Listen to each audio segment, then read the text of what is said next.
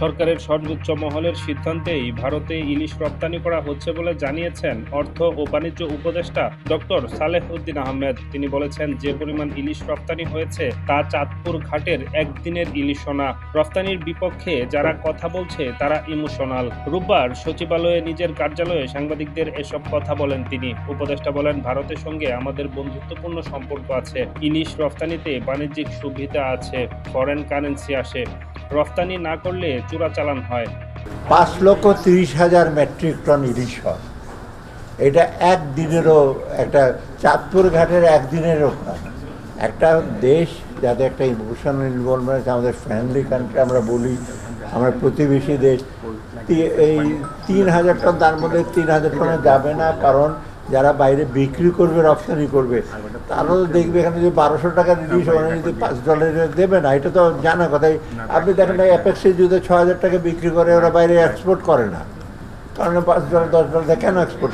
এইগুলো যারা ইমোশনাল কথাবার্তা বলে, ঠিক আছে বলুক, তাদের ইসে করি।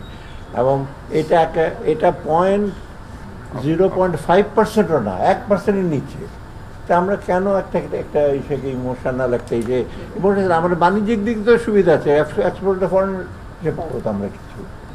এমনি চোরাচালান হয়ে চলে যাচ্ছে এদিক সেদিক থেকে, আপনি সেটার কোনো ইসে পাচ্ছেন না। এটা অতএব ঠিক আছে, তারা বলুক তাদের, সব ডিসিশন কিন্তু সবার সাথে ইসে করতে হবে এবং এটা আপনার আই ক্যান অ্যাসিওর ইউ অনেক বিবেচনা করে, এবং এটার জন্য আমি বহু বাহাবা পেয়েছি। আমি বলবো না সে বাবা দিয়েছে, বলছি এটা ভালো ডিসিশন।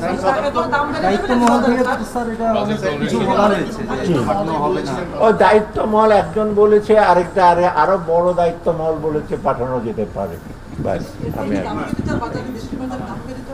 ওটা কোনো, এটা আমি বুঝলাম না। 3,000 টনের মধ্যে ঢাকার শ্যামবাজারে আছে 200টা ইলিশ, তার মানে 200টার বদলে 150টা আসলে 50 টাকার দাম বাড়িয়ে দেবে।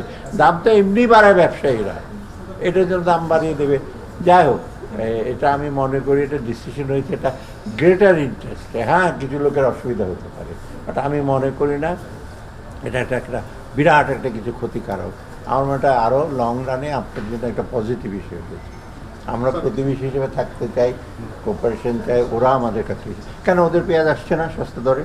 মানে মানা করে দেন না, কেন পেঁয়াজ খাবেন না? এগুলি তো ইমোশনাল কথাবার্তা বলে লাভ আছে। ওদের পেঁয়াজের ডিউটি কমিয়ে দিয়েছে, বিরাট ডিউটি কমিয়ে দিয়েছে, পেঁয়াজ তো আসছে। আচ্ছা না, আমি আর এত দিতে যাবো না। আমি বলি আমার 4টা টিম আসছে সকাল থেকে। IMFটা একটা, তারপরে ইফাত শেষে, তারপর আছে কোরিয়া, তারপরে ফ্রান্স। কারণ IMFটা তেমন কিছু না, IMFটা একটা প্রিপারেটরি, ওদের একটা মিশন আসবে, তখন আমরা বলবো IMF কী করবে।